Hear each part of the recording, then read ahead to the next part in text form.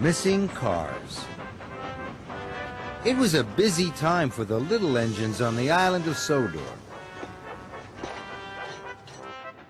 Rheneas had delivered cars of chicken feed, and now he was enjoying the beautiful view as he puffed back to the transfer yards. The narrow gauge controller was waiting for Rheneas. He had one more job for him.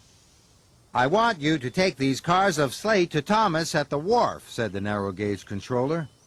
"Yes, sir," wheezed Rheneas. So Rheneas coupled up to the cars and steamed slowly away. Further up the line, Skarloey was taking on more water. Rheneas was happy to see his friend. "Hello," he chuffed cheerfully. Skarloey wasn't cheerful. "I'm tired," groaned Skarloey. "I've been working hard all day, and I still have to pick up stone from the quarry. Then I have to collect coal cars from the transfer yards and deliver them to the wharf." Skarloey's water was full, and he puffed sadly away.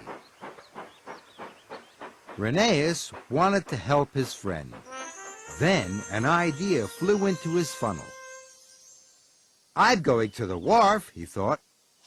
"I can deliver Skarloey's coal cars for him. It will be a nice surprise," he puffed, and he raced quickly back to the yards. Rheneas steamed back into the transfer yards. "Why are you so excited?" whistled Peter Sam. "Can't tell you," cried Rheneas. He didn't want anyone to spoil the surprise for Skarloey. He coupled up to Skarloey's coal cars. Biff bang, clanked the freight cars. Then Rheneas set off. Soon Rheneas was chuffing up a steep hill. "Pump my pistons," he gasped. "I can't pull my cars and Skarloey's cars. They're too heavy." So Rheneas chuffed back down the hill. He puffed into a siding, and Skarloey's coal cars were uncoupled. "I'll deliver my own cars first," huffed Rheneas. "Then I'll come back for Skarloey's." Now it was easy for Rheneas to steam up the steep hill. Thomas was at the wharf. He was waiting for the cars of slate.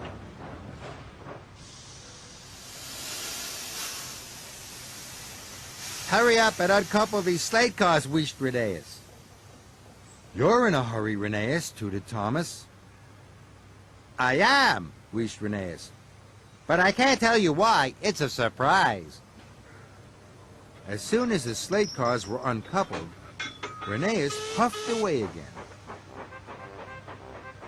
Now he had to collect Skarloey's coal cars. Then there was trouble.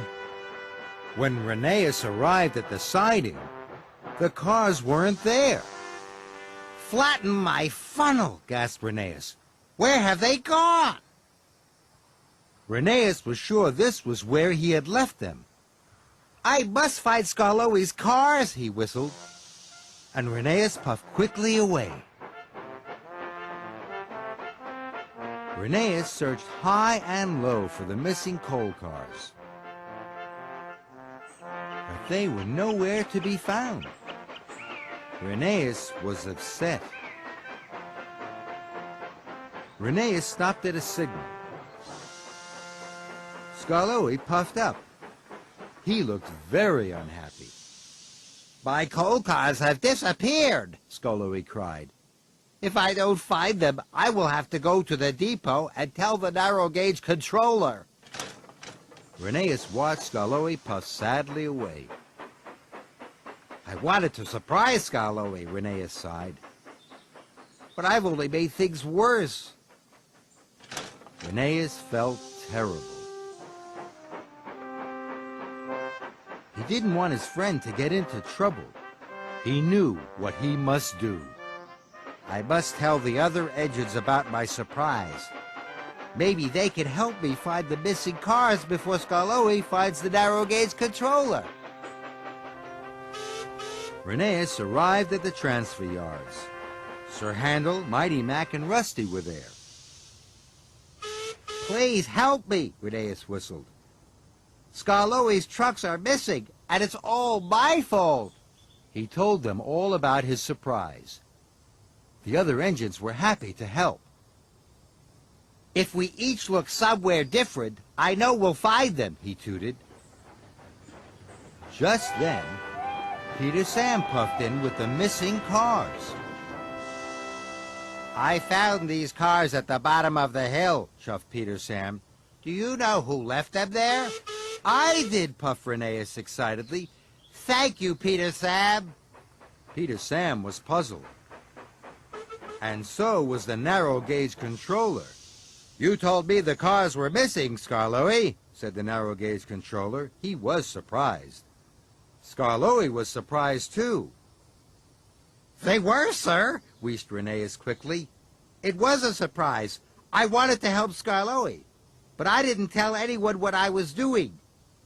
Please, can I still deliver the freight cars for him? Of course you can, laughed the narrow gauge controller. Now we all know what you're going to do.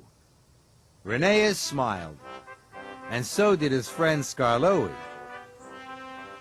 Now he knew about Rheneas' surprise. He could finally take a well-earned rest. Rheneas felt very happy.